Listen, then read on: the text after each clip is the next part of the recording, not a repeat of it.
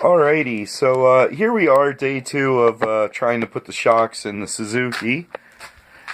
So yeah, yesterday that stabilizer link beat me up pretty bad, but I got it out, and I actually got all the hardware with it. Enough about that. So the next thing I need to do, what I need to do, is I need to compress this spring, and then you can see there's a nut here at the end. And basically take this cap or top off the top of the shock mount, and I'll be able to get that spring out because that spring has to go on the new shock. So there's a variety of ways you could do this. I think you could actually use a ratchet strap if you really wanted to, but I went out and bought a McPherson strut spring compressor set to make this a little easier for me. It wasn't that much money, and when it comes to tools and jobs like this, the money you're saving by doing it yourself, it's well worth it to purchase tools like this to help make it easier. I do have one of these around somewhere. This is a lot nicer than my old one, but yeah, I can't find my old one, and I didn't feel like making one out of threaded rod and stuff. So basically this should hook onto the spring here. And it's nice, it's got these little pins to lock in. And yeah, basically you just turn it together and compress the spring.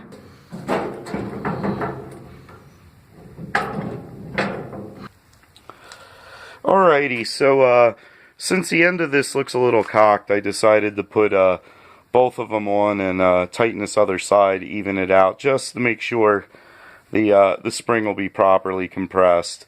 If I only have one side, there's a good chance that there's, going to be a bit of tension to spring out that way, and you can already see it loaded. So yeah, I'm just going to tighten this up, and then I'm going to take the top of that shock tower off and get this replaced. Alright. So yeah, we'll see if the camera gets smacked by the top of the shock mount.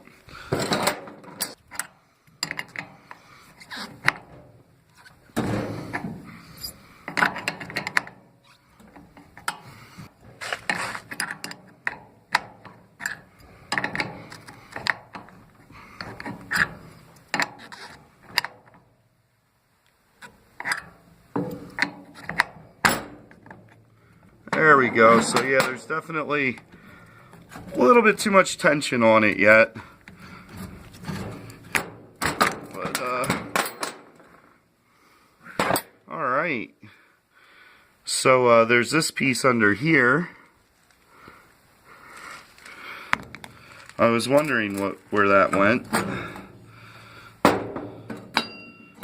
There's the bottom of the cup. Spring compressors here, and then get the spring out of here. Actually, I don't even have to do that, just take the old shock out, and I'm pretty sure they did not give me a new boot, so there, I'll take the old one. So I got the new shock out of the box, and there it is, and looks like they weren't nice enough to provide me with this little bushing, so I'll have to reuse the bushing off the old shock as well. And there's a little crack in it, but it's just basically a spacer. It's not really probably not a big deal whether it's on or not. So yeah, let's just throw that on so I don't forget. Ooh, it looks like a couple chunks of it popped out. Some dirt probably from underneath here. Cool, so that's on. Alrighty, so I got the head cam back on, so hopefully it is going to get a better shot of this for you. So anyway, I got this bushing on, and this boot was on like this, goes on this way. And I can just grab the new shock and slide it into the spring.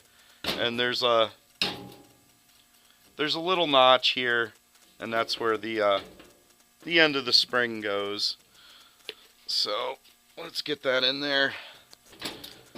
Slide that in there and you'll see that notch lines right up with the spring here. So I might have to compress this a little more since there was some tension on it.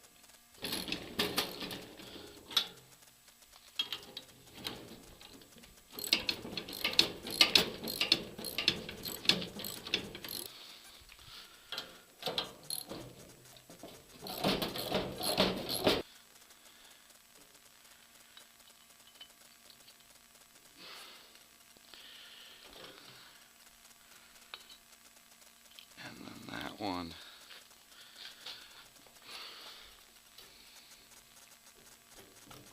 Yeah, looks like I still need to compress it a little more. Alrighty, I got the springs compressed far enough to get this top started. And that's all you really need, just enough to get a couple, at least 2 good threads on there, and then it'll draw itself together, so you don't have to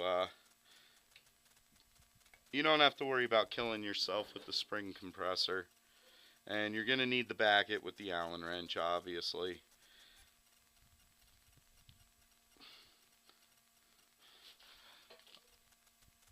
Alrighty, so I got all that together. Let me grab the 19. I just got to tighten this down. And once I kind of get that down, pretty much it goes down all the way until it bottoms out to the top of the shock there. There we go. As it straightens out, there, yep, it's finally straight. It's going a lot easier, even though it should be compressing the spring at this point.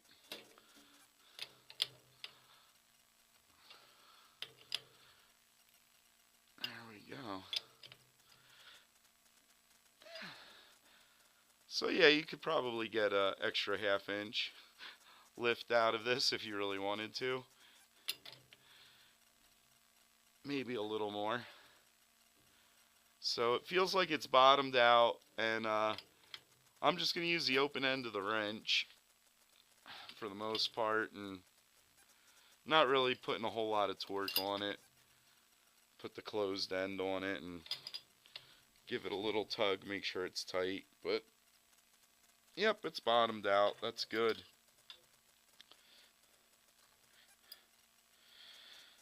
Now I can take the tension off the spring, and this will all stay together for me. And there should be another nut up top. I'll have to find it. I got been moving so much stuff around, I probably dropped it.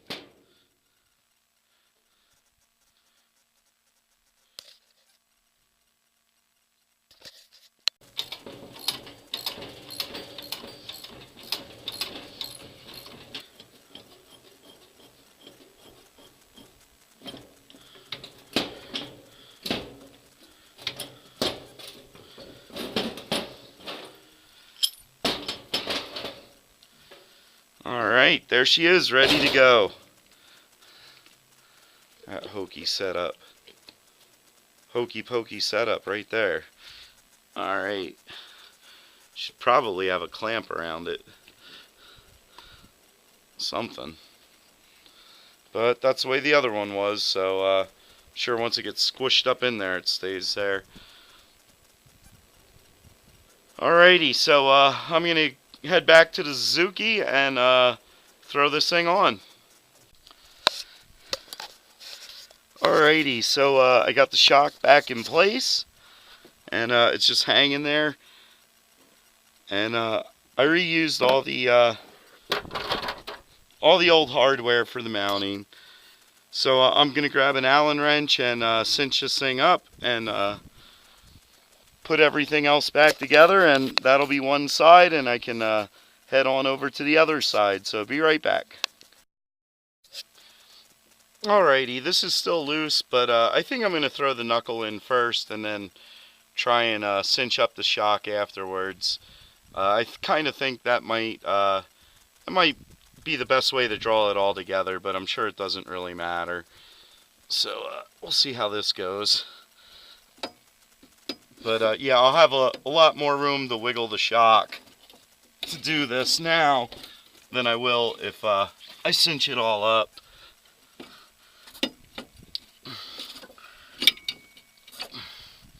So just be careful with the lines there, the brake line and the speed sensor.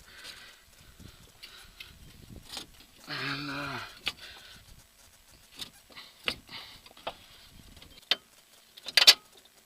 there we go. There's one. This bottom one in.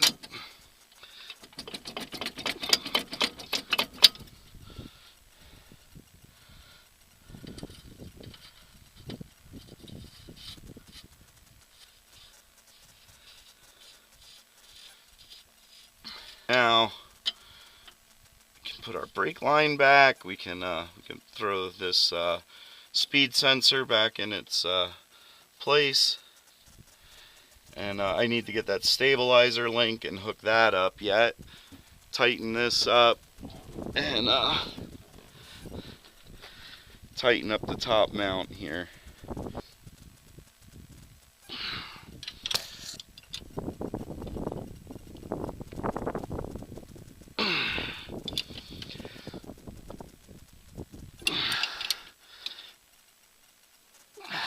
All right.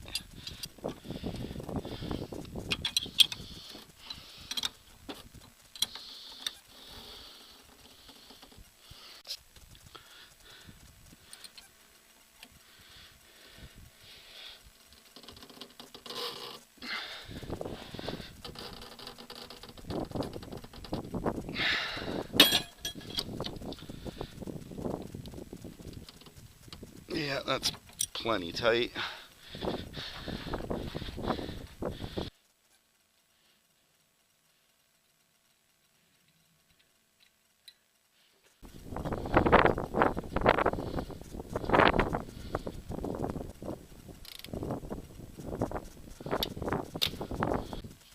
Alright, so I got all this stuff tightened up, and basically the only thing left to do is to put in this brand new stabilizer link, and hopefully that should be pretty easy. But I see it's not going to be. It looks like I'm going to have to jack up the steering knuckle so I can compress this and get this together. Yeah, there's no way that's going to go together.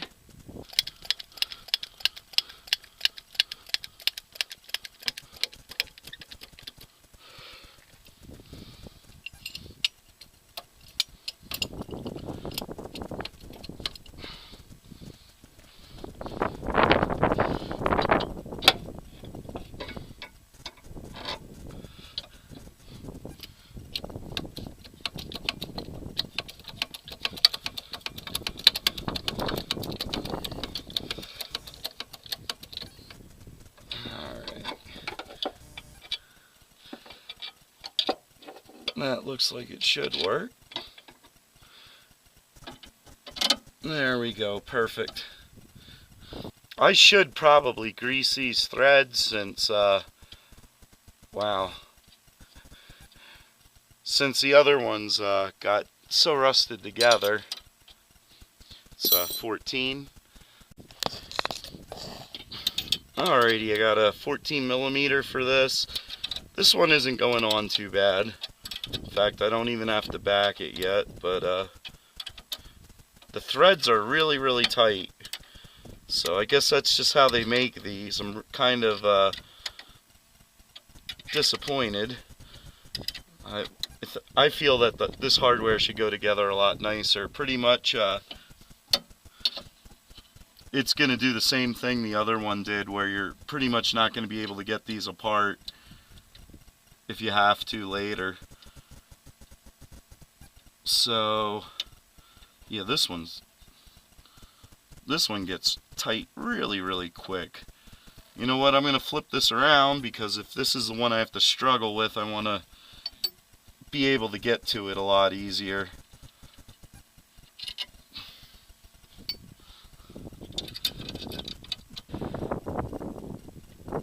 Alright, so yeah, I'm turning the nut backward. There it goes. I don't know if you heard that, but it clicked. So that's what I do to get things started. A lot of times I'll turn it backwards to where it makes that snap sound, and that way I know the threads are lined up.